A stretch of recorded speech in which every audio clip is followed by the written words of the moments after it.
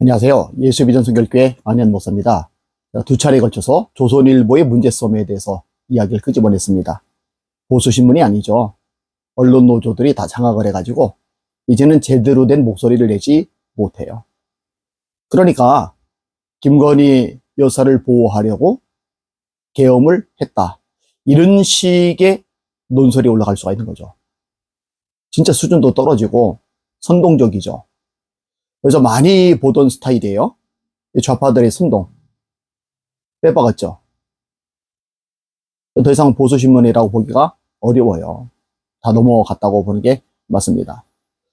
그 다음에 탄핵 반대하는 성명서를 광고로 내려고 그러는데 중앙일보는 받아줬는데 조선일보는 받아주지 않았다. 제가 이 부분도 언급을 했습니다.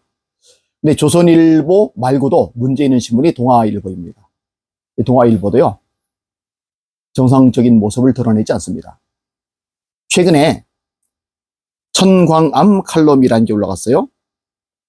이분이 논설 주간이더라고요. 그러니까 외부 기고가 아니라 동아일보 논설 주간입니다. 그러니까 동아일보의 입장이 천광암 시를 통해서 드러나는 거죠. 윤 대통령이 쌓은 거짓말의 성, 총, 도끼, 다음엔 뭐가.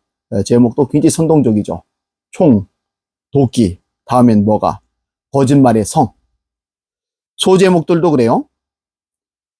국회 마비 의도 없었다더니 총 쏴서라도 도끼로 문부수고, 명태균 관련 거짓말도 양파 껍질 보는 듯.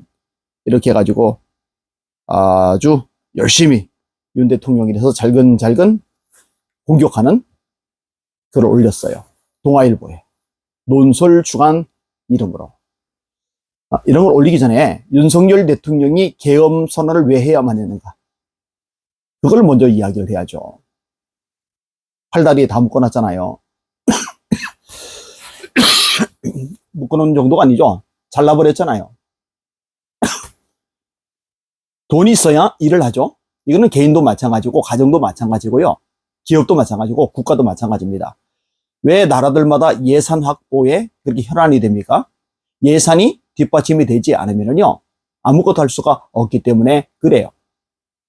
근데 더불어민주당이 다수 의석 가지고 횡포를 부리잖아요. 독재를 하잖아요. 예산 다 잘라 먹었잖아요. 일을 할 수 있는 게 하나도 없잖아요. 그리고 뭔가 제대로 드러내고 처리하려고 하더라도 차단이 되고 있는 상황이잖아요. 자, 예를 들어서 선관위 서버 같은 것도 다 드러나야 되는데 볼 수가 없잖아요. 헌법 위반이라고 드러내지 않잖아요. 거기다가 아니죠. 감사원장 포함해서 탄핵을 도대체 몇 번 하는 겁니까? 한 달에 한 번꼴로 탄핵을 하잖아요. 이런 상황에서 그냥 날 잡아먹으라 하고 죽기를 기다리고 있을까요? 나라가 엉망이 됐는데.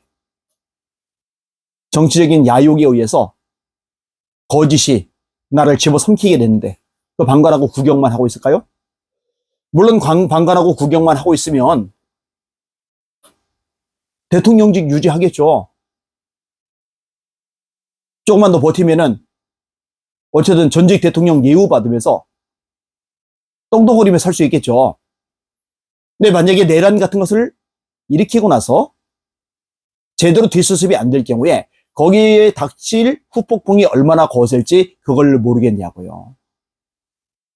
그러니까 노명 다 뒤집었을 것 뻔한데 그럼에도 불구하고 이렇게 나선 것, 이렇게 계엄이라도 시작한 것, 이유가 있는 거잖아요. 그런 분들에 대해서 논설 주간이면은 논리적으로 따박따박 이야기를 해야 되는데 거꾸로 윤 대통령을 싸잡아서 공격하는 논설이나 올리고 있는 거예요. 정상이 아닙니다. 그럼 뭐 어떻게 하자는 거죠? 대통령 탄핵하고 조기 내선하고 이재명 씨 대통령 시키고 뭐 입법 가지고 독재를 하는데 대통령직까지 차지해버리면은 이제 완전히 다 집어삼키라고 가만히 갖다 바치라는 얘기입니까? 안 되잖아요. 동아일보도 조선일보하고 똑같네요. 그 나물에 그 밥이네요. 걱정이 참 많습니다. 그중에 양심 있는 기자들, 언론인들, 용기 있는 기자들, 언론인들이 있어서 좀 형평성 있게라도 다룰 수 있다면은 그 용기가 두고두고 후세에 칭송을 받을 텐데요. 여러모로 아쉬운 마음이 많습니다. 그래도 낙심하거나 포기할 필요는 없습니다. 특별히 그리스도인들은 기도 많이 해주시길 바랍니다. 하나님이 드러나게 하시면 됩니다. 하나님이 도와주시면 됩니다. 하나님이 역사하시면 됩니다. 저는 그 하나님을 믿습니다. 함께 주님 바라보고 주님의 이름으로 전진하며 승리합시다. 할렐루야.